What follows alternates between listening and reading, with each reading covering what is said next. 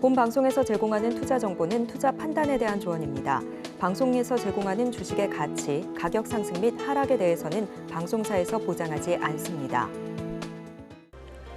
실시간 정보 브리핑입니다. 첫 번째 브리핑입니다. 기업들의 실적 악화로 세액공제 등의 세 혜택을 받을 수 있는 금액이 급증해 내년 이후 법인세 세수에도 빨간불이 들어왔습니다.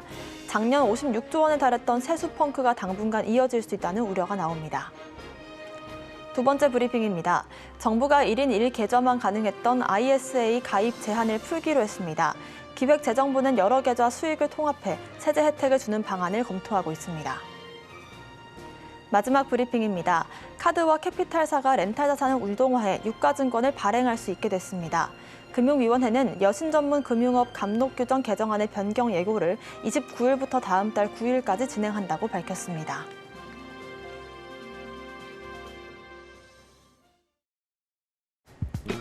시장의 흐름을 파악하고 수익의 시그널을 읽어라. 마켓 시그널 온앤오프 진행의 문다연입니다. 빠르게 변하는 시장 속에서도 수익의 시그널 보내는 종목과 섹터들이 있습니다. 저희와 1시간 동안 그 수익의 시그널들 확인해 보시기 바라겠습니다. 저희 마켓 시그널 온앤오프 두 분의 전문가님들과 함께하고 있습니다. 먼저 정영석 전문가님과는 전반적인 시황을 짚어볼 거고요. 급등하는 섹터들 분석해 보겠습니다. 또 임상현 전문가님과는 시그널 이슈를 분석해보고 포트폴리오도 함께 고민해 보겠습니다. 이번 주는 수요일과 목요일 FOMC 회의가 예정되어 있습니다. 금리는 동결될 것으로 좀 예상을 하고 있지만 더 중요한 건 제롬 파월 연준 의장의 발언들일 텐데요. 여기에 더해서 미국의 고용지표 발표 그리고 애플과 AMD 등 굵직한 기업들의 실적 발표도 있는 만큼 한 주간의 방향성을 잘 체크를 해보도록 하겠습니다. 자세한 시황 정영석 전문가님과 얘기 나눠보겠습니다. 전문가님 인사드릴게요. 어서 오세요. 네, 안녕하십니까? 네, 일단 오늘 우리 증시 출발이 좋은 것 같습니다. 오늘 시장 어떻게 보고 계실까요? 네, 제가 지난번에도 말씀드렸지만 증시를 이끄는 가장 큰 중요한 그러니까 두 개의 축은 바로 실적과 금리다라고 말씀드렸습니다. 금리 같은 경우에는 페드의 금리 추이 80년대부터 제가 다 관찰했고요. 우리나라 증시 같은 경우에는 2000년대부터 제가 딱 봤는데 아마 2003년일 겁니다. 2003년부터 상장사 이익이 늘어났고 금리가 동시에 올라갔음에도 불구하고 증시는 꺾이지 않고 상승했습니다. 역사적으로 봤을 때, 데이터로 봤을 때 이 시장 참여자들은 실적을 더 중요시하는 부분이 있다는 말씀을 드리면서 일단 기술주 호실적의 뉴욕 증시는 강세 마감했다는 말씀 먼저 드리겠습니다. 3대 지수 모두 다 상승했고요. 필라델피아 반도체 지수 역시도 상승했기 때문에 우리나라 상장되어 있는 반도체 관련주의 모멘텀이 아직 살아있다. 좀 이렇게 보시면 될 것 같고 관련주 눌림목 공략하시면 여전히 좋은 결과 2분기에 나올 수 있다는 말씀 하나 드리겠습니다. 추가적으로 PC 관련된 부분입니다. 근원 PC가 전년비 2.8% 상승했고 전망치를 소폭 상회했습니다. 전월비는 예상치에 들어맞았는데 전년비가 좀 상승했다 보시면 돼요. 그래서 그리고 이 부분을 수치적으로 봤을 때 데이터로 봤을 때 어떻게 해석해야 되느냐. 아까도 제가 말씀드렸지만 연준이 중요시 생각하는 거는 성장, 고용, 물가. 왜 세 가지 중요하죠? 곧 금리, 그러니까 통화 정책을 결정짓는데 그것들을 보기 때문입니다. 자, 근데 제가 아까도 말씀드렸지만 금리보다는 실적을 더 중요시한다라는 말씀을 드렸죠. 시장 참여자들이요. 그래서 지금 금리 수준이 5.25, 5.5 굉장히 높고 물가가 예상치를 소폭 상회했기 때문에 6월 금리 인하론 없어질 가능성이 높습니다. 그러니까 뒤로 후퇴할 가능성이 높다는 겁니다. 그러나 앞서 발표된 마이크로소프트, 알파벳 실적이 잘 나왔죠.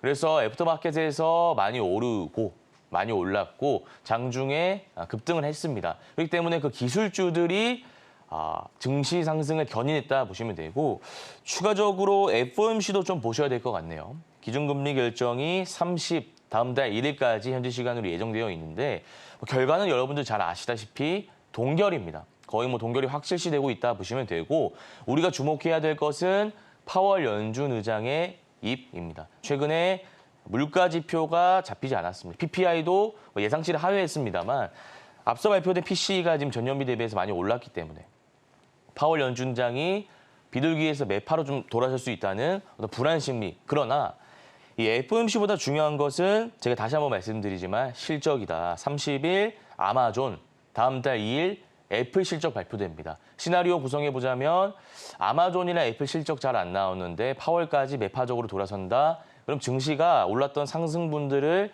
다시 반납할 가능성이 높고요. 만약에 파월은 매파적 기조로 돌아섰는데 이 기술주들 애플이랑 아마존의 실적이 잘 나온다면 어제처럼 뉴욕 증시는 급등할 가능성이 높으니까 우리 시청자님들은 뭐 물가라든지 파월 연준의 입 중요하지만 실적에 좀 포커스를 맞춰야 된다. 좀 강조해 드리고요. 우리나라 증시 같은 경우에는 지금 좀 상승 출발하면서 좋은 흐름 보이고 있는데 구체적인 부분은 제가 일봉 차트 보면서 좀 말씀드리겠습니다. 자, 보시면 단기 추세가 좀 그어집니다. 이렇게 그어지는데 제가 지난번에 시나리오를 3가지 정도 좀 세워드렸던 것 같네요. 일단 21선 라인 저항 맞으면서 121선 기점으로 해서 단기 박스권이 그려질 수 있다는 말씀 드렸고 만약에 물가 실적이 다 안 나온다면 121선 이탈할 수 있다는 시나리오 세워드렸는데 물가는 안 잡혔습니다만 실적이 잘 나왔으니까 걱정하지 않으셔도 될 것 같고요. 마지막 시나리오가 단기 추세 그리면서 21선 돌파하는 시나리오인데 일단 오늘 종가상으로 봤을 때 그렇게 강한 캔들이 나오진 않았습니다. 일단은 돌파하긴 했습니다만 한 이 정도의 장대 양봉이 나오는 것이 베스트 흐름인데 일단은 아래 꼬리 달린 도지 캔들로 진행되고 있기 때문에 우리가 추세를 좀 더 봐야 된다라는 말씀을 드리고요. 만약에 오늘 종가상으로 21선 이탈하지 않고 유지가 된다면 2700 돌파함과 동시에 2779 전고점도 우리가 바라볼 수 있다라는 말씀을 드리고 코스닥 같은 경우에는 저항을 좀 맞았습니다. 윗꼬리 달리고 지금 박스권을 그릴 가능성이 높기 때문에 코스피와는 다른 흐름이 이어질 가능성이 높다 체크하시면 되고요. 제가 증시 관련해서 다 말씀드리며 전략 마지막에 세워드리는데 전선 관련주, 전력 설비 관련주는 제가 지난 방송부터 계속해서 말씀드리고 있습니다.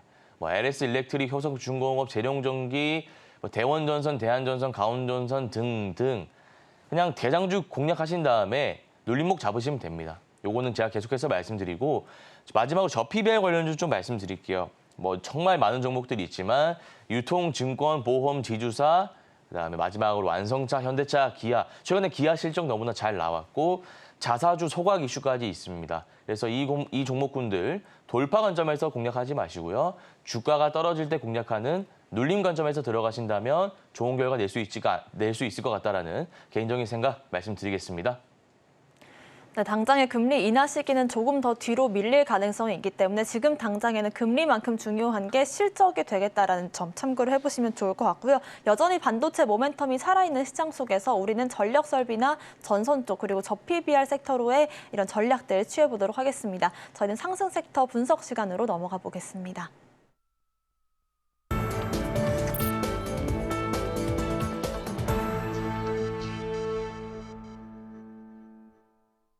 지금부터는 시장에 상승 중인 섹터들 한 가지씩 분석을 해보겠습니다. 4월의 단연 대장 섹터라고 할 수 있는 게 또 전선과 전력 설비 쪽인데요. 저희가 매주 전략들 세워드리고 있습니다. 전선 섹터들 오늘도 좀 강한 모습인데요. 어떤 전략 세워주실까요? 네, 전선 관련주 좀 말씀드리겠습니다.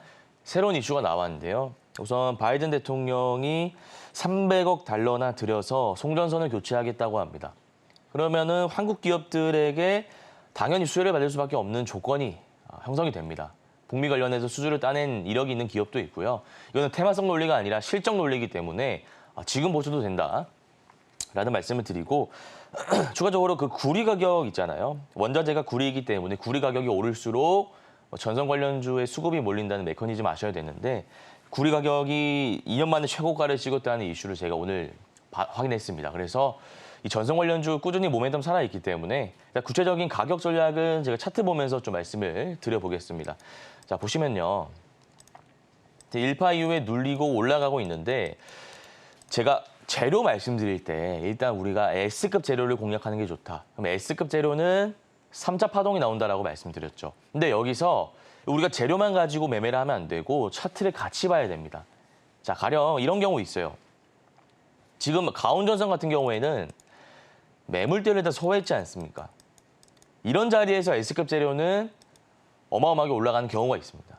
근데 이런 경우가 아니라 재료는 S급인데 바닥 구간에서 S급 재료가 나오는 경우가 있어요. 그러니까 바닥 구간이라고 하면은 앞에 매물대가 잔뜩 쌓여 있는데 바닥 구간에서 S급 재료가 나왔다는 겁니다. 과거에 뭐 KMW나 6G 관련주가 그런 경우라 보시면 돼요. 삼성 이재용 회장이 6G를 차세대 먹거리 사업으로 낙점 찍고 그 추진하는 과정에서 당연히 S급 재료가 나올 수밖에 없는 상황인데 앞에 매물대가 많다 보니까 올라가려고 하면 찍어 누르는 상황이 나옵니다. 그래서 우리가 차트도 같이 결부지어서 봐야 되는데 이 가온전선 같은 경우에는 지금 매물대를 소화하고 52주 신고가를 경신하고 있는 차트이기 때문에 우리 시청자님들이 봤을 때 너무 높은 자리 아니야라고 생각할 수 있지만 제가 말씀드렸죠. 이런 차트를 들어갈 수익이 난다고. 그래서 제가 공략주로 다 지금 결과를 증명하고 있고요. 개인 투자자 생각과 반대로 가야 우리가 수익이 납니다. 그래서 앞으로는 바닥 구간에 있는 종목 매수하지 마시고 이런 좀 떠 있는 종목을 눌릴 때 공략하셔야 된다라는 말씀을 드리고요. 가격적으로 봤을 때 지금 들어가시면 좀 높고 지지 라인이 21선 정도로 보입니다. 4만 원 이하에서 이건 직장인 분들도 쉽게 매매하실 수 있어요. 그냥 증권사 요즘 기능이 잘 나와 있기 때문에 4만 원 이하에서 매수 걸어놓으시고 최종적인 목표가는 5만 5천 원 대응하시면 되고요. 추가적으로 대한전선도 보겠습니다. 대한전선 보시면 부대장이죠. 부대장은 제가 짝짓기 매매 기법 이용하라고 말씀드렸는데 뭐 추세는 이렇게 그려집니다. 근데 짝짓기 매매 기법보다도 요거는 추세 매매 기법이 좀 더 좋아 보입니다. 왜냐하면 지금 전선 관련 섹터가 너무 강하기 때문에 요거는 추세 매매 기법을 좀 이용하시면 되는데 오르고 내리고 오르고 있죠. 내려야 됩니다. 13,000원이네요. 13,000원 매수 타점 잡으시고 최종적인 목표가는 15,000원으로 대응하시면 될 것 같습니다. 네, 전선이나 전력 설비 같은 섹터들은 가는 종목들이 더 간다라는 일념 하에서 우리가 급등 이후 눌림을 준다면 언제든지 공략해볼 수 있는 지점들이 있기 때문에요. 차트적인 전략들 참고를 해보시면 좋을 것 같습니다. 두 번째 섹터로는 유리기판 쪽 짚어볼 텐데요. AI 반도체 내에서 새로운 기회로 떠오른 게 바로 이 유리기판 쪽입니다. 3월 달에 처음 이제 좀 시장의 주목을 받으면서 큰 상승을 보인 이후로 4월 달은 조금 쉬어가는 흐름들이 나왔는데 5월 달엔 과연 어떤 퍼포먼스를 보여줄지 한번 전략 세워주실까요? 네, 유리기판 섹터 좀 말씀드리겠습니다. 모멘텀 말씀드리기 앞서서 제가 방송을 하면서 가장 신경 쓰는 부분이 있습니다. 섹터 저희가 방송이 시황 다루고요. 상승 섹터 다루고 공략주 다루는데 제가 가장 중요시하는 부분은 공략주 부분이 아니라 시황 끝나고 나서 마지막 한 줄입니다. 제가 그때 지금과 같은 장세에서는 이러이러한 섹터를 공략하시면 된다. 관련주는 어떤 게 있다. 항상 강조해 드리고 있지 않습니까? 그래서 제가 이전에 말씀드렸던 섹터가 유리기반 섹터인데 우리가 일파 이후 눌림 공략해보자라는 말을 수없이 했습니다. 눌림목 공략하면은 충분히 올라갈 수 있으니까 우리가 눌림 일파 이후에 눌림 해보자라는 말을 강조해 드렸기 때문에 앞으로 상승 섹터도 중요하지만 시황 끝나고 나서 그 한 줄 평 좀 주목해 주시면 좋을 것 같고요. 모멘텀은 AI 반도체 시대가 들어섰죠. 또 다른 게임 체인저라고 합니다. 그동안은 플라스틱 기판이었는데 지금 유리 기판으로 바꾸기 위해서 여러 가지 기업들이 선점 경쟁을 펼치고 있죠. 그래서 모멘텀 하나 체크해 주시면 좋고요. 두 번째로는 대기업입니다. SK, 삼성, LG뿐만 아니라 AMD, 인텔까지 유리 기판을 선점하기 위해서 치열하게 경쟁하고 있습니다. 그래서 삼성전기, SKC 있는데 대형주니까 우리가 수익 관점에서 조금 많이 수익을 보려면 대형주보다는 중소형주 공략하는 게 맞잖아요. 그래서 중소형주 어떤 게 있는지 차트 보면서 좀 말씀드리겠습니다. 자, 보시면 피롭틱스가 지금 좀 오르고 있는데 방송 돌려보시면 아실 겁니다. 제가 4월 9일부터 주가가 떨어질 때 유리기판 한번 공략해보자라는 말씀 드렸어요. 유리기판. 유리기판 제가 이전에 공략주로 Y스캠을 한번 드렸기 때문에 추가적으로 공략주는 제가 들고 오지는 않았는데 보시면 이때 이후에 저점 대비해서 20%, 30% 상승한 걸 볼 수 있습니다. 지금도 마찬가지입니다. 지금도 저점 공략할 부분이 있기 때문에 지금 들어가지 마시고 박스권 아마 그려질 것 같아요. 이렇게 그려질 것 같기 때문에 25,000원 매수 타점 잡으시고 박스권의 저항 라인 32,500원 대응하시면 될 것 같고 마지막 한번 보겠습니다. 네, JNTC도 시총이 전일 기준으로 좀 무겁긴 한데 잘 가고 있습니다. 세력들이 이탈한 신호는 안 보이고 박스권 매매 기법 이용하시면 되는데 아까 피롭틱스도 제가 지지라인 좀 잡아드렸죠. JNTC도 박스권의 지지라인 21선 부근으로 보입니다. 21선이라고 하면 19,000원 라인이 됩니다. 19,000원 라인이 이 라인이기 때문에 이 라인 매수 타점 잡으시고 전고점 23,350원 매도 타점으로 대응하시면 될 것 같습니다. 네, 저희가 항상 시황 전략을 세워드리면서 이렇게 유리기판 쪽으로 1차 눌림목 공략을 중요시 보자라고 말씀드렸었고 공략주로 제시를 해드렸던 YC캠 저희가 상한가를 잡았던 종목인데요. 오늘도 26%가량의 급등세가 나와주고 있는 만큼 유리기판 관련된 전략들 함께 세워보시면 좋을 것 같습니다. 마지막 섹터로는 광고 섹터 짚어볼 텐데요. 저희가 새로운 모멘텀을 가지고 광고 섹터를 봐야 한다라고 말씀해주셨던 기억이 나는데 미중 갈등 속에서 뭐 틱톡과 스레드 약간 이런 식으로 엮이는 것 같아요. 어떻게 좀 보면 좋을까요? 네, 광고 섹터 좀 말씀을 드리겠습니다. 우선 미국 이슈부터 좀 다뤄보겠습니다. 틱톡 강제 매각법 의회 통과했습니다. 서명까지 했는데요. 대선 캠프에서는 틱톡 홍보를 하고 있다. 그러니까 이게 정치공학적인 문제도 엮여 있다라고 보시면 될 것 같아요. 그리고 미국에서는 틱톡 팔아라. 중국에서는 스레드 퇴출이다. 각국이 이제 주장하고 있는 건 결국 안보 때문이죠. 개인정보 관련된 부분을 지금 주장으로 하고 있는데 이 SNS로 번졌습니다. 저번에도 제가 말씀드렸지만 미중 갈등이 기존의 반도체에서 바이오 그리고 조선, 해운, 지금 뭐 SNS까지 번졌으니까 갈등이 지속된다면 광고주의 모멘텀이 살아있기 때문에 추가적으로 상승할 여력이 있다는 거 체크해 주시면 좋고요. 마지막으로 마크 저커버그가 스레드 월 이용자 1억 5천만 명 달성했다. 이렇게 좀 언론을 통해 얘기를 했네요. 그래서 저번에도 제가 한번 다뤄드렸던 것 같은데 스레드가 4개월 만에 이용자 수가 어떻게 됐다라는 모멘텀이 나오면서 주가가 한번 상승 탄력을 받았죠. 그래서 이 이용자 수에 따라서 주가가 올랐다 내려갔다 할 수 있기 때문에 이것도 실시간으로 좀 체크해 주시면 좋을 것 같습니다. 관련주 어떤 게 있는지 차트 보면서 좀 말씀드리겠습니다. 자, 보시면 플레이디 좀 보겠습니다. 제가 예전에 차트 공부를 좀 예전에 제가 할 때 하루에 한 100개 정도 봤는데 지금도 한 50개 정도 보고 있는데 요거 보면은 마치 그 흥구석유 차트랑 너무 비슷한 것 같아서 좀 흥구석유 좀 보여드리겠습니다. 보시면 네 앞에 상승 매물대가 있죠. 그러니까 한번 상승했는데 보시면 조금 이런 표현이 맞나 모르겠는데 쉽게 안 올라갑니다. 그러니까 깔끔하지 못하게 올라간다. 좀 제가 순화해서 표현할게요. 깔끔하지 않다. 이게 무슨 말이냐면 보통 상한가 치면은 쭉 가야 되는데 뭐 가온전선이나 이런 건 재롱전기 좀 보여드릴게요.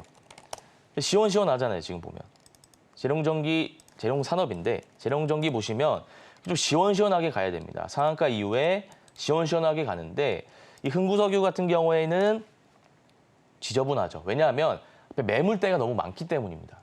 깔끔하지가 않습니다. 마찬가지로 제가 플레이디 광고주 말씀드리다가 왜 흥구석유 재롱전기 말씀드리냐면 지금 비슷한 패턴입니다. 장대양봉 띄우면서 이평선 수렴 구간은 다 돌파했는데 올라가야 됩니다. 뭐 악재가 나온 거 없고 재료가 좋잖아요. 올라가야 되는데 앞에 매물대가 있다 보니까 자꾸 찍어 누르는 겁니다. 이 걸린 기간이 한 2달 정도 되거든요. 앞서서 매물대가 또 있고요, 여기. 그래서 지금 매물대를 소화하는 과정이다 보시면 되고 중요한 지지 라인은 어디냐면 이 라인입니다. 왜냐하면 자 보시기 바랍니다. 상식적으로 생각해 보시기 바랍니다. 대금을 써가지고 자금력을 동원해가지고 이평선 돌파를 시켜놨는데 다시 이평선 돌파 구간을 이탈한다는 것은 지금 올릴 의지가 없다는 겁니다. 누가요? 수급 주체인 세력이요. 근데 그거를 생각하면서 움직입니다. 근데 전문가님 일부러 세력들이 떨어뜨리지 않을까요? 아니, 누가 손해를 보면서 그런 행동을 합니까? 결국 이 사람들도 돈을 벌려고 주식을 하는 사람들이기 때문에 이 라인이 중요한 지지 라인으로 보여지고요. 굳이 제가 가격적으로 말씀드리자면 한 7,000원 라인 정도 잡으시면 될 것 같습니다. 그럼 우리는 역으로 지금 들어가는 게 아니라 7,000원 라인까지 빠질 때 매수하는 겁니다. 만약에 빠지지 않고 올라간다면 어떻게 하죠? 그럼 다른 섹터 공략하는 게 맞죠. 그래서 우리는 지금 주가가 떠 있을 때 들어가는 게 아니라 안전하게 중요한 지지 라인으로 보여지는 이 7,000원 5일선 수렴 구간에서 들어가는 겁니다. 7,000원 라인 매수 타점 잡으시고 최종적인 목표가는 한 8,000원에서 8,500원 그냥 그릇에 맞게 분할 익절하시면 될 것 같다라는 말씀을 드리고요. 마지막으로 EM넷 한번 보겠습니다. 네, EM넷은 그냥 안 들어가시면 될 것 같습니다. 제가 웬만하면 짝짓기 매매 기법 말씀드리면서 부대장도 한번 다뤄드리는데 지금 뭐 이 종목 말고도 FSN 여러 가지 종목이 있습니다만 우리가 정리 한번 해드리자면 최종적인 종목, 그러니까 목표가까지는 제가 플레이디만 잡아드릴게요. 플레이디 다시 잡아드리자면 7,000원 잡으시고 8,000원에서 8,500원 대응하시길 바랍니다.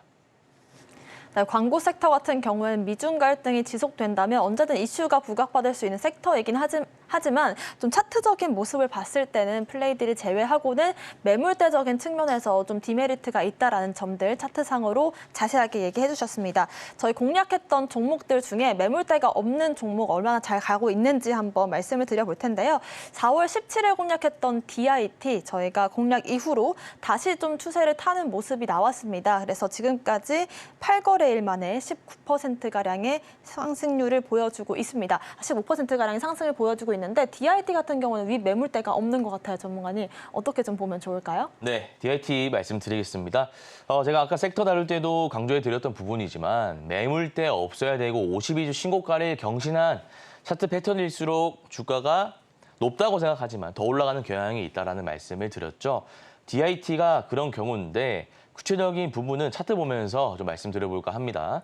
자, 제가 저번에 시황 말씀드렸을 때도 그렇게 말씀드렸던 것 같아요. 자, 반도체가 좋은데, 그러니까 1분기 주도 섹터는 반도체 바이오였고 2분기 주도 섹터는 반도체가 될 확률이 높은데 일단 삼성전자, SK하이닉스는 조정을 좀 받을 거다. 그러나 조정 이후에는 삼성전자 9만 원 가고 SK하이닉스 20만 원 갈 확률이 높다. 그러나 간다고 해서 우리가 무조건 들고 있지 말고 일단은 우리 방송 보시는 분들은 8만 5천 원의 전량은 아니고 절반 익절하면서 현금을 보유하는 전략으로 가고 있잖아요. 자, 그런 분들은 제가 반도체 중소형주 한번 노려봐도 된다라고 분명히 말씀드렸습니다. 반도체 중소형주를 이제 한번 공략해보자. 그래서 제가 그런 말씀드리면서 가져왔던 공략주가 DIT인데 지금 4월 17일에 공략을 했고 고가 기준으로는 볼까요? 15% 상승하고 있네요. 이거는 제가 보통은 리스크 관리 차원에서 분할 익절하세요 뭐 이런 말씀 드리는데 계속 들고 있자고요.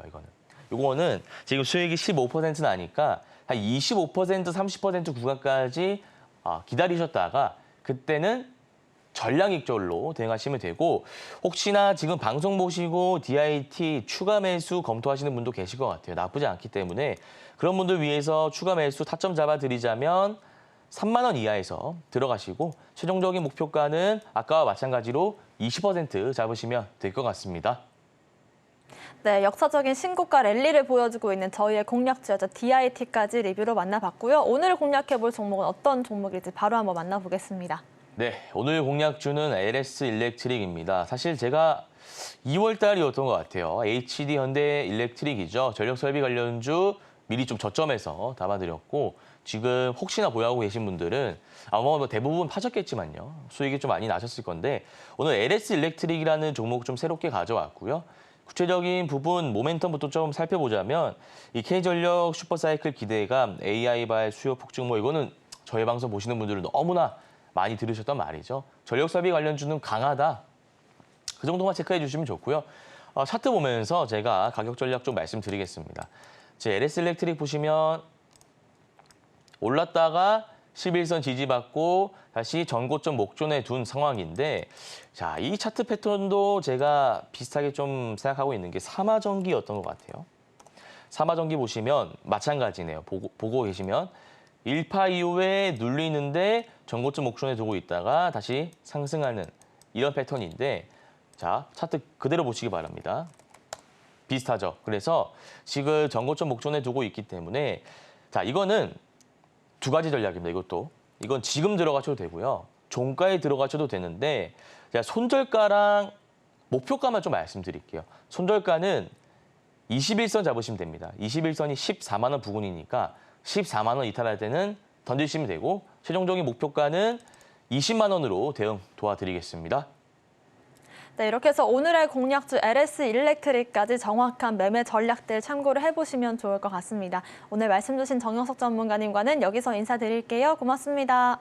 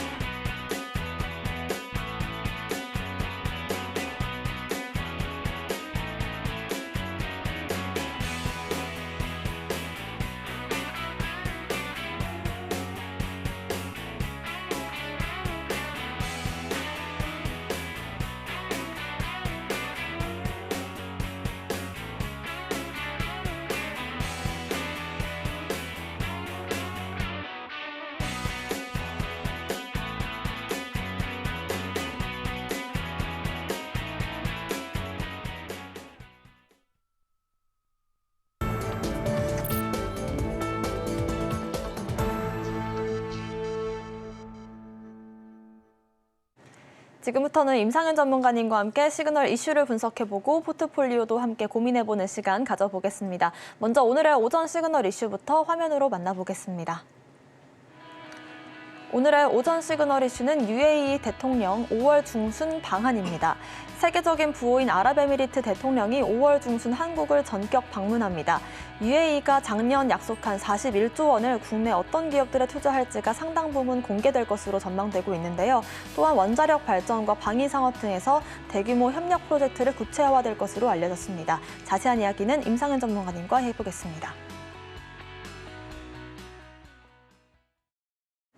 네, 아랍에미리트 대통령이 5월 중순 방한을 해서 국내 기업들과 어떤 협력을 논의할지에 대해서 오늘 집중적으로 다뤄보겠습니다. 임상현 전문가님 나오셨습니다. 인사드릴게요. 어서 오세요. 예, 반갑습니다. 네, 아무래도 좀 세계적인 부호라고 할 수 있는 아랍에미리트 대통령이 방한을 해서 어떤 기업들과 협력을 할지 좀 궁금해지는 것 같은데요. 어느 예. 쪽으로 좀 보면 좋을까요? 아무래도 그 사우디 쪽에서는 네옴시티가 워낙 파급력이 있기 때문에 아랍에미리트 대통령 온 것에 대해서는 그렇게 파급력은 없는 것 같습니다.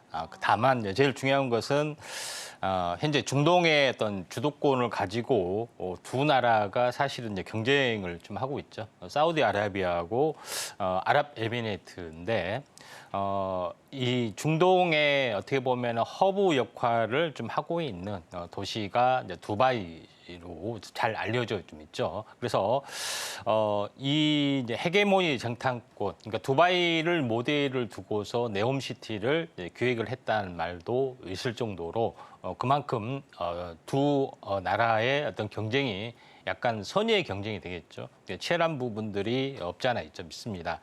지난 10월에 방한을 하려다가 현재 중동전이 이제 터져서 방한이 취소됐고 이번에 다시 한번 추진이 좀 되고 있는 그런 상황이다 좀 생각이 되고 있기 때문에 이쪽에 대한 관련된 부분들이 나름대로는 이렇게 시장에는 뜨겁지 않지만은 이슈로 충분히 다뤄줄 만하다 이렇게 좀 생각이 좀 되고요.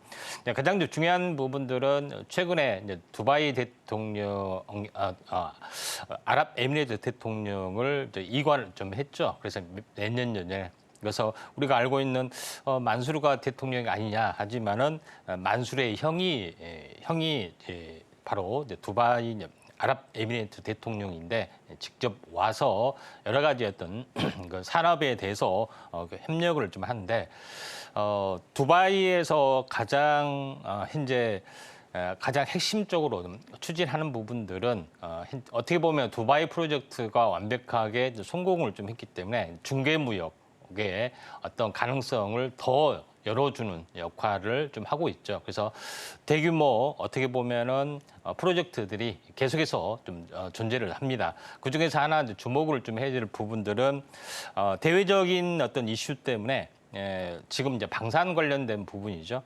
최근에 청궁2 부분에 4조 원 계약을 했었는데 이에 대한 후속적인 어떤 무기 계약뿐만 아니라 원전 그다음에 에너지 쪽의 어떤 부분들도 좀 하고 있고요. 그다음에 대규모 어떤 시티 개발, 지역 지구 개발을 하고 있는데 그중에 가장 심혈을 기울여 있는 것이 두바이 헬스케어 시티입니다. 여기에 대해서도 많은 협력을 좀 하고 있기 때문에 특히 이제 바이오에 대해서는 특별 동반자 협정이 맺어지지 않겠냐 하는 그 조심스러운 그 현재 낙관도 좀 하고 있기 때문에 여기에 대한 어떤 포커스도 제일 중요하다 이렇게 좀 생각이 돼서 국내에 대한 어떤 부분들 어떤 그 바이오에 대한 투자 부분들도 굉장히 중요하다 이렇게 좀 생각이 좀 되고 이번에 아마도 이 바이오 특별 어떤 협정 이 부분이 공개가 좀 될 거기 때문에 한번 주목을 좀 해주시기 바랍니다.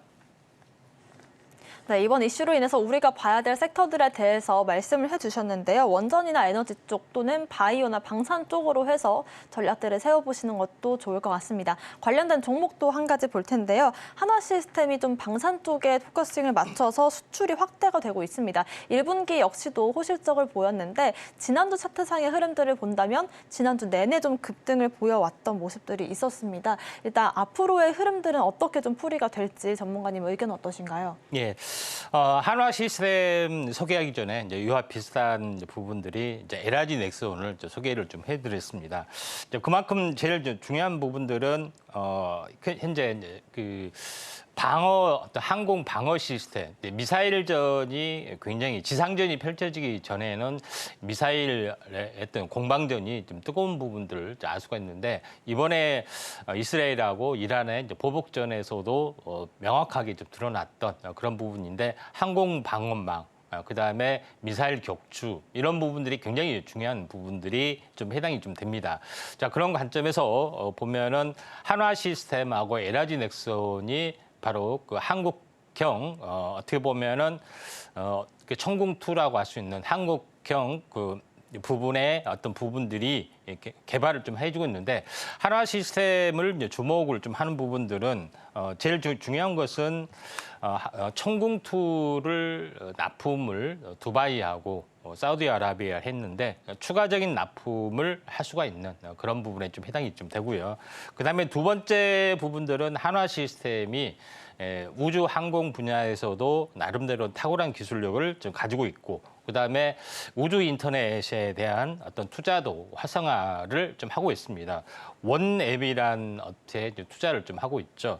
그런 부분들이 좀 있기 때문에 우주 인터넷 시대가 이제 펼쳐질 수 있는 부분이 좀 있는데 한화 시스템은 그 자체도 이제 준비를 좀 하고 있고요. 그다음에 또 하나 부분 알 수 있는 부분들은 바로 UAM, 다시 말해서 도심항공이 열려주는 부분들에 해당이 되는데 도심항공에 대해서 어떻게 보면은 기체 만드는 컨소시엄을 하고 있고 또 운영체제 이런 컨소시엄을 하고 있는데 SK텔레콤하고 한국공항공사 그다음에 한화시스템 이렇게 어떻게 보면은 컨소시엄을 구성해서 이걸 좀 추진을 하고 있기 때문에 우주 항공에 대해서는 나름대로는 좀 어느 정도 일가견이 좀 있고요. 자, 그런 관점에서 한화 시스템을 볼 필요가 있다 좀 생각이 되는데 이번 수혜주로서 다시 한번 떠올라갈 수 있는 가능성들이 많이 있다 이렇게 좀 생각이 되고 있기 때문에 한화 시스템을 우리가 이제 주목을 하자 이렇게 말씀을 좀 드리도록 하겠습니다. 차트를 보면서 말씀을 이제 들어보면은 이 한화 시스템 자체가 10,000원대 그다음에 19,000원. 거의 이제 더블 가격 비슷한 것에 하나 이제 층이 있기 때문에 상승과 조정 그리고 이제 저점이 높아지는 이중바닥을 찍고 지금 올라가고 있죠. 그리고 최근에 굉장히 며칠 전부터 계속해서 올라가는 어떤 흐름들이기 때문에 약간 물론 우주항공청 이슈라든가 뭐 다른 여러 가지 이슈가 있겠지만은 전체적으로 보면은 이번 UAE 대통령의 이제 방안 자체에서도 나름대로는 호재가 좀 될 수 있는 가능성들이 있기 때문에 약간 치고 올라갈 수 있다. 그래서 한국형 여기 보시면 알겠지만은 그 한국형 아이언돔의 어떤 그 흐름에 이제 필정할 만한 천궁2의 또 수출 부분들이 담당하는 업체가 한화 시스템하고 LRG 넥스원 두 개라는 거 좀 참고하시고요. 눌림목이 있으면은 매수 관점에서 접근하셔도 되지 않겠느냐 좀 생각이 되네요. 네, 방산 관련해서 저희가 LRG 넥스원을 일전에 말씀을 드렸었고 우주항공 쪽으로 해서는 한화 시스템 역시도 좀 좋게 보고 계시는 그런 종목이라고 말씀 주셨습니다. 두 번째 종목으로는 홈캐스트 짚어볼 텐데요. 황우석 박사의 대표적인 관련주라고 할 수 있겠습니다만은 그동안의 좀 흐름들 속에서 오늘 굵직한 이슈가 확인이 아직 안 되는 것 같음에도 좀 급등세가 나와주고 있는 것 같습니다. 어떤 기대 심리가 좀 반영된 것 같은데 어떻게 보면 좋을까요, 전문가님? 예, 홈캐스트는 셋톱박스 관련된 회사입니다. 공식적으로는 바이오 회사가 아닌데 제일 중요한 것은 황우석 박사의 그 연구법인이 수압연구소가 있고 상업법인이 H바이온이 좀 있습니다. 근데 H바이온이 홈캐스트의 최대 주주가 되고 또 H바이온의 이사 부분들이 대표이사를 좀 맡고 홈캐스트의 대표이사를 맡고 있기 때문에 언젠가는 이제 바이오 업체로 이제 전환이 될 수 있다 이렇게 좀 생각이 되는데 2019년 정도에 국내 수압연구소가 이제 두바이, 아부다비죠. 아랍에미리트로 이전을 좀 하면서 동물 복제 사업을 전문적으로 하고 있습니다. 근데 동물 복제 사업이 큰 돈이 이제 되는 것은 아니죠. 근데 제일 이제 중요한 것은 체세포 복제 기술을 가지고 신경세포 이제 분화 기술을 하고 있는 엔티온에 대한 특허, 물질 특허뿐만 아니라 방법 특허를 좀 가지고 있습니다. 그런 부분에 대한 상용화가 어떻게 보면 되지는 않고 있는데 어떻게 보면 첨생법이 이제 개정이 되면서 이런 그 연구의 길 또는 치료의 길이 국내에서도 열려주고 있기 때문에 S바이오메딕스가 사실 굉장히 크게 시세를 좀 내주고 있는 부분들이 바로 황우석 박사하고 똑같은 기술, 체세포 복제 부분에서 신경세포 분화 쪽으로 하는 부분. 물론 S바이오메딕스는 수정란 줄기세포를 가지고 이제 신경 분화를 하고 있지만은 어떻게 보면은 약간 뭐 비슷한 개념으로 보시면 될 것 같습니다.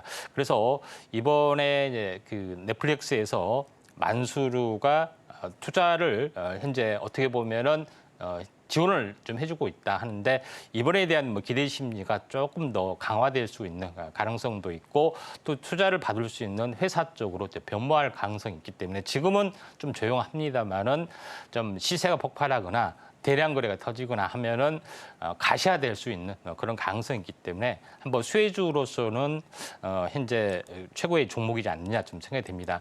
차트를 이제 보면서 약간 말씀을 좀 드려보면은 여기서 이제 보시면은 이제 7,800원대에서 거의 급락을 좀 했죠. 그래서 지금은 2,500원대인데 박스권에서는 대량 거래 투매가 한번 일어났고 그다음에 최근 한 2달 전에 한번 크게 매집이 일어났고 이번에는 좀 거래량이 다소 부진합니다만은 다시 한번 2, 3일 내에 거래량이 터지면은 현재 가시적인 뭐 기대감 뭐 이런 것 때문에 한번 크게 슈팅이 좀 되지 않겠냐 이렇게 좀 생각이 좀 되고요. 또 연봉으로 봤을 때도 전체적으로 보면은 이때 2014년에 어떻게 보면은 홈캐스트 지분을 좀 인수를 했죠. 엔티온에 대한 상용화 과정들이 있었는데 이번에 어떻게 보면은 이제 8년 장기 사이클의 대칭이기 때문에 상용화 가능성이 좀 많이 있기 때문에 이번에 이제 두바이 헬스케어 프로젝트와 함께 또 살아날 수 있는 뉴페이스 종목이 될 수 있으니까 한번 참고하시길 바랍니다. 네, 홈캐스트 같은 경우는 만수르 관련주로 엮이면서 조만간 거래량이 좀 나올 수도 있다는 점들을 참고해 보시면 좋을 것 같고요. 저희는 오늘의 시그널 종목들 다시 한번 화면으로 정리해 보겠습니다.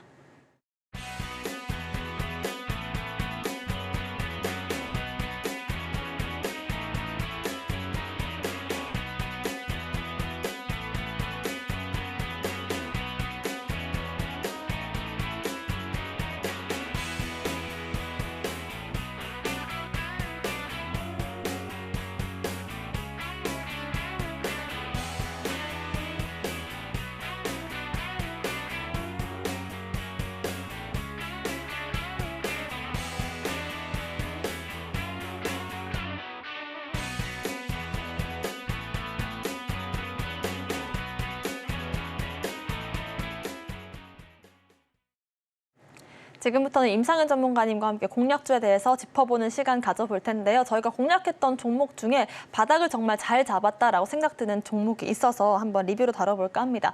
4월 18일 공략했던 WCP인데요. 지금 현재 19%가량의 수익이 나와주고 있는데 정말 4월 18일 이후로 해서 추세가 완전히 바뀌는 모습이 나와주고 있습니다. 이보다 더 바닥일 수는 없겠다 싶은 정도였는데 오늘 14%가량의 급등이 나왔거든요. 어떻게 이렇게 바닥을 잘 잡아주셨을까요? 2차 전지가 거의 안스민 차트이기 때문에 서서히 좀 돌아서고 있습니다. 그래서 집중적으로 하고 있는데 2차 전지가 뜨겁게 일단 타오르지는 않고 있지만은 한번 기대를 좀 해보도록 하겠습니다. 자 여기서 이제 제일 WCP 부분들이 이제 분리막 관련해서 한번 언급을 좀 했었는데 그 뒤로 서서히 좀 올라주고 있고요. 또 어제 그제는 뭐 한번 장대양 갭상승을 동반한 어떤 상승이 좀 진행이 되고 있는데 자 차트를 이제 보시면은 장기적으로 보면은 현재 이제 87,000원짜리가 29,000원까지 빠졌고요. 또 마지막 이제 투매가 좀 일어나고 있죠.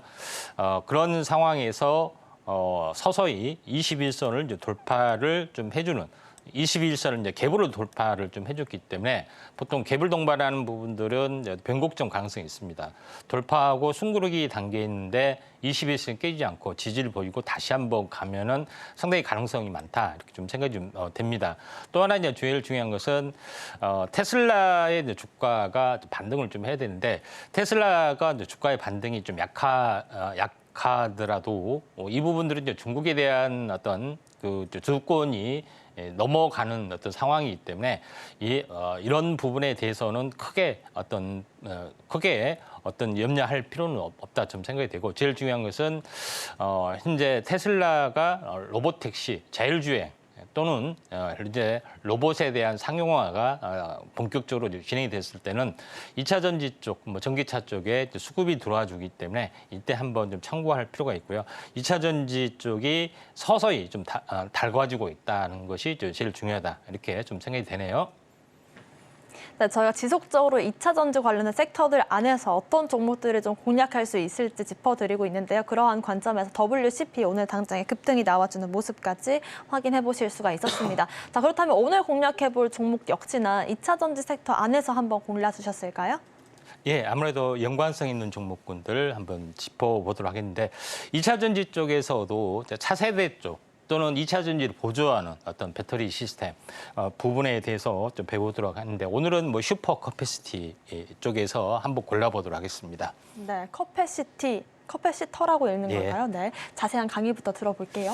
예, 이제 커패시터라고 하는 부분들은 우리나라 말로 보면은 그 커패시터가 이제 축전기 뭐 그런 부분 좀 해당이 됩니다. 그래서 이게 이제 전자제품으로 썼을 때는 되게 콘덴서 뭐 이렇게 이제 보시면 좀 될 것 같습니다. 근데 우리가 슈퍼 커패시터도 있고 또 다양한 용어로 부릅니다. 콘덴서도 있고 여러 가지가 있는데 그다음에 이거는 현재 또 하나의 이제 그 축전 양상으로 보는 부분이 이제 MLCC라는 개념도 있습니다. 근데 이제 MLCC 뭐 커패시터, 콘덴서 다 같은 개념으로 전기를 현재 모아주는 댐 역할을 하는 뭐 그런 역할을 좀 해주고 있는데 MLCC를 보면은 전기차에 어떤 탑재량이 10,000개에서 15,000개 정도 들어가는 그런 부분이 좀 해당이 되기 때문에 전기차에 대한 새로운 어떤 수요 부분들이 좀 일어나고 있다 이렇게 좀 생각이 됩니다. 그래서 MLCC 슈퍼 커패시터 안에 이제 분야라고 좀 생각하시면 되는데 이제 MLCC가 이제 뭐냐면은 어떻게 보면은 약자가 멀티레이어 세라믹 커패시터죠. 결국은 MLCC가 커패시터 역할을 좀 한다는 이야기입니다. 다만 여러 기업으로 이렇게 겹쳐서 이렇게 만드는 그런 개념인데 왼쪽에 보시면 알겠지만은 쌀과 같은 모양인데 쌀보다 훨씬 적은 어떤 MLCC 모양이 좀 있죠. 그다음에 실제 이 반도체 기판에 장착이 되는 다양한 크기의 MLCC가 좀 있습니다. MLCC는 멀티레이어 커패시터이기 때문에 결국은 이 커패시터의 다양한 모습이라고 좀 생각하시면 될 것 같습니다. 자, 그런 관점에서 약간 보실 필요가 있는데 MLCC의 구조를 보면은 이렇게 멀티레이어 방식으로 2차 전지 만드는 방식으로 비슷하게 만드는 어떤 형태다 이렇게 보시면 될 것 같습니다. 자, 그런 관점에서 어떤 MLCC를 바라볼 필요가 있는데 MLCC뿐만 아니라 현재 콘덴서 방금 보시는 부분들이 이제 콘덴서죠. 이 콘덴서 형태로 이렇게 변화를 좀 하기도 합니다. 근데 여기서 우리가 좀 알아야 될 부분들은 슈퍼 캐파시터, 그러니까 다시 말해서 커패시터인데 굉장히 큰 커패시터를 말합니다. 얼마나 굉장히 큰 커패시터냐 이렇게 어떻게 보면은 궁금하시는 분들이 좀 있을 건데 이제 커패시터 부분이 만드는 방식을 보시면은 이거는 좀 이따 이야기하고요. 자, 만드는 방식을 보면은 마치 2차 전지를 만드는 것과 거의 비슷합니다. 유전체 그다음에 도전체 이런 것들을 좀 해당이 되죠. 근데 여기서 제일 중요한 것은 필름형 커피시터 다양한 외관이 있는데 여기서 더 중요한 것은 뭐냐면은 슈퍼 커피시터라는 것은 2차 전지하고 거의 비슷하게 굉장히 크게 만드는 그런 부분에 해당이 되는데 그래서 슈퍼 커피시터가 다양한 어떤 2차 전지 보조 또 ESS 저장 장치나 다양한 쪽에 좀 쓰기 때문에 여기에 대해서 현재 한번 우리가 주목을 해보자 이렇게 말씀을 드리도록 하겠습니다. 네, 이렇게 해서 MLCC를 비롯한 슈퍼 커패시터 콘덴서에 대한 자세한 강의도 들어봤고요. 이렇게 커패시터를 중점으로 하는 기업들 중에서 오늘 공략해 볼 기업 종목은 어떤 종목일까요, 전문가님? 예, 이제 레포트를 보면은 제목이 좀 수상합니다. 비나이다, 비나텍. 뭐 이렇게 레포트가 있는데 오늘은 이제 비나텍입니다. 네, 왜 비나이다라는 말을 연신 외쳤는지 그 기업에 대한 내용이 좀 궁금하네요. 예, 아무래도 그 2차 전지 슈퍼 커패서라고 말씀드렸는데 비나텍 같은 경우는 현재 그림에서 이제 보시다시피 2차 전지를 보완하는 수단으로서 슈퍼 커패시티 순간적 출력이 강합니다. 블랙박스나 뭐 여러 가지 사이드 미러 뭐 이쪽에 많이 이제 들어가기도 합니다. 그런 어떤 다양한 장점들이 좀 있기 때문에 2차 전지보다 더 뛰어난 2차 전지는 수명이 좀 몇 년 정도 되죠. 근데 이거는 거의 반영구적. 그다음에 충방령, 그다음에 이런 여러 가지 기능들이 있기 때문에 2차 전지의 보조 수단으로서 각광을 받고 있다. 이렇게 좀 생각이 좀 되고요. 또 비나텍은 다양한 쪽으로 어떻게 보면은 이런 슈퍼 커패시터를 현재 부품을 좀 개발하고 있고요. 블랙박스, 그다음에 데이터 센터, 리모컨, 스마트 미터기 다양한 쪽으로 확대되고 있기 때문에 성장성이 굉장히 높을 수밖에 없지 않느냐 이렇게 좀 생각이 좀 듭니다. 자, 그런 관점에서 볼 필요가 있고요. 또 자동차 좀 전에 이야기했던 자동차 전장에 했던 블랙박스뿐만 아니라 다양한 쪽의 부품에 장착이 되고 있기 때문에 새로운 자동차 부품주로서의 각광을 받고 있다 이렇게 좀 생각이 좀 듭니다. 자동차 외에도 다양한 어떻게 보면은 재생에너지 쪽의 이제 부품주로도 현재 뭐 진행이 되고 있는데 수소연료전지에 대한 스택도 비나텍은 개발을 좀 하고 있기 때문에 어떻게 보면은 숨어 있는 어떻게 보면은 대장주 가능성이 상당히 많이 있다 이렇게 좀 생각이 됩니다. 2차 전지 쪽이 발전이 될수록 그 보조 쪽 그다음에 이런 부분들이 발전이 되고 있기 때문에 우리가 주목을 좀 해보자 하는 이유가 여기에 있습니다. 차트를 이제 보면서 약간 말씀을 드려보면은 그 한 번 시세를 냈던 적이 있습니다. 작년 2022년에 한번 크게 시세를 냈다가 8만 원대에 있는 주가가 거의 한 3만 얼마까지 빠졌다가 반등과 숨고르기를 사실 오랫동안 좀 했던 그런 부분인데 최근 어제 오늘 뭐 양봉이 이틀 정도 나오고 있습니다. 물론 대량 거래는 아니지만은 여기서 만약에 이제 대량 거래 며칠 안으로 대량 거래 한번 터지면은 본격 출발 가능성이 있기 때문에 한번 지금이 아니라 거래량이 좀 터지는 어떤 흐름 주목을 좀 해주시기 바랍니다. 네, 이렇게 해서 2차 전지와 자동차 부품 쪽으로 엮일 수 있는 비나텍 오늘의 공략주로 제시를 해주셨고요. 5장 전략도 세워보겠습니다. 전문가님 어떤 전략 세워주실까요? 자, 5장 같은 경우는 자율주행 쪽하고 그다음에 반도체, 그다음에 이제 전력 관련주에 대한 순환매가 왕성하게 뭐 진행이 되고 있기 때문에 이에 대한 뭐 순환매 전략들 좀 필요해 보이고 물론 그 미국에 대한 어떤 구글과 마이크로소프트의 실적이 확실하기 때문에 2분기에도 뭐 상승세는 지속이 되기 때문에 주도주 섹터 순환매 공략 좀 하실 필요가 있습니다. 네, 5장 역시나 순환매 관점에서 봐야 될 섹터들에 대해서 체크를 해보시길 바라겠습니다. 오늘 방송의 핵심 내용 화면으로 정리해 보겠습니다. 마켓 시그널 온앤오프 오늘의 핵심 정리입니다. 오늘장 섹터로는 전선과 유리기판, 광고 섹터 짚어봤고요. 오후장에서는 자율주행과 반도체, 전력 관련주들 순환매 전략 세워보겠습니다. 오늘의 공략주는 LS 일렉트릭과 비나텍입니다. 저희가 방송 중에 드리는 정보는 전문가님들의 조언일 뿐입니다. 참고만 하시길 바라겠고요. 서울경제TV와 서울경제신문을 사칭한 피해도 유의하시길 바라겠습니다. 오늘 저희가 준비한 소식은 여기까지입니다. 시청자 여러분 고맙습니다.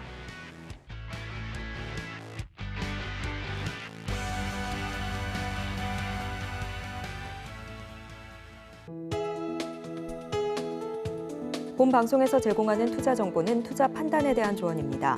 방송에서 제공하는 주식의 가치, 가격 상승 및 하락에 대해서는 방송사에서 보장하지 않습니다.